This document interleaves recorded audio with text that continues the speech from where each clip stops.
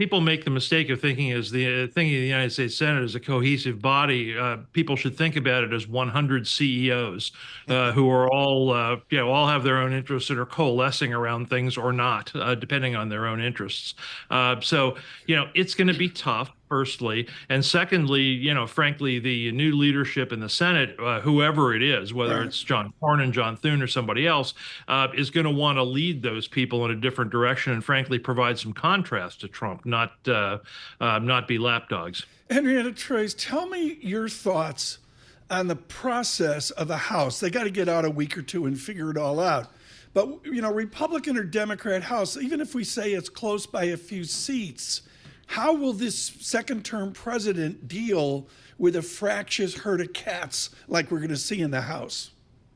Yeah, it's going to be really, really difficult. I think the surprise of the night is that the House is looking like it could be 219 seats to Hakeem Jeffries, who would be the next Speaker of the House. That is a complete game changer for a whole host of things, particularly on the tax bill. You're not going to get a SALT cap through, which means that you just lost $1.2 trillion worth of revenue. How do you offset that with the desire to extend the TCJA individual rates?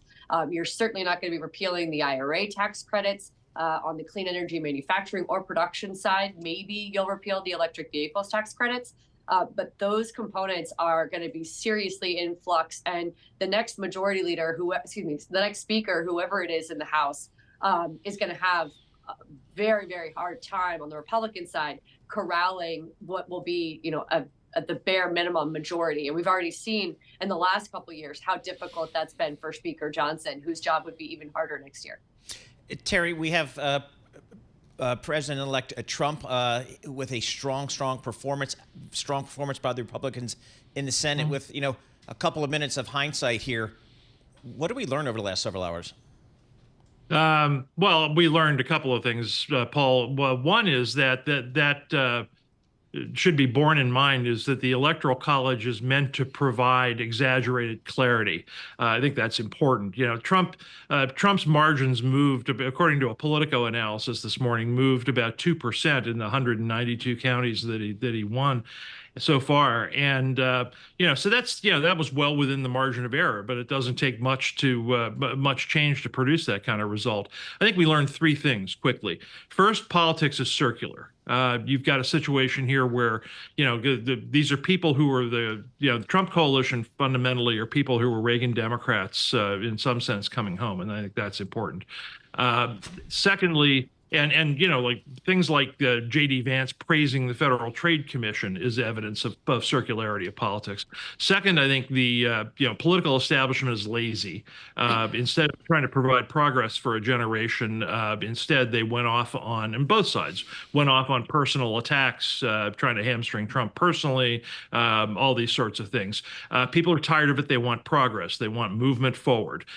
Thirdly, I think what you see is the social issues to some extent washing through the politics and being less important than a lot of us thought that they were even a day ago. Economic issues are now taking front and center, and the economic challenges and how they get dealt with are going to be very different than they have been for the past 40 years.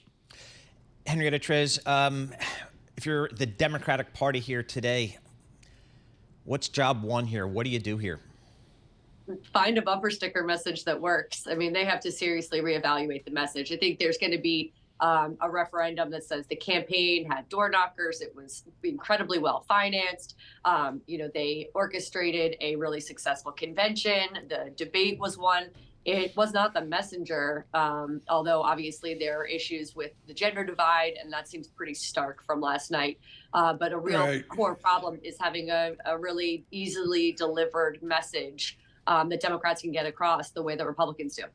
This is great. It's 7:15 a.m. across this nation after the shock of this election. We've got Terry Haines and Henrietta Treyz, and we're already dissecting the future of the Democratic Party. Let's stay on this theme, folks, with these two worthy people. And what we love about them is the conversation and less punditry as well. Terry Haines, what's the civic process for a party that's shattered, whether it was, McGovern's 72 or the Republicans down in flames to a Democratic majority in the House and Senate for my lifetime, my 40, 50 years or whatever. How does a party that's been defeated pick itself up? Is it the next primary?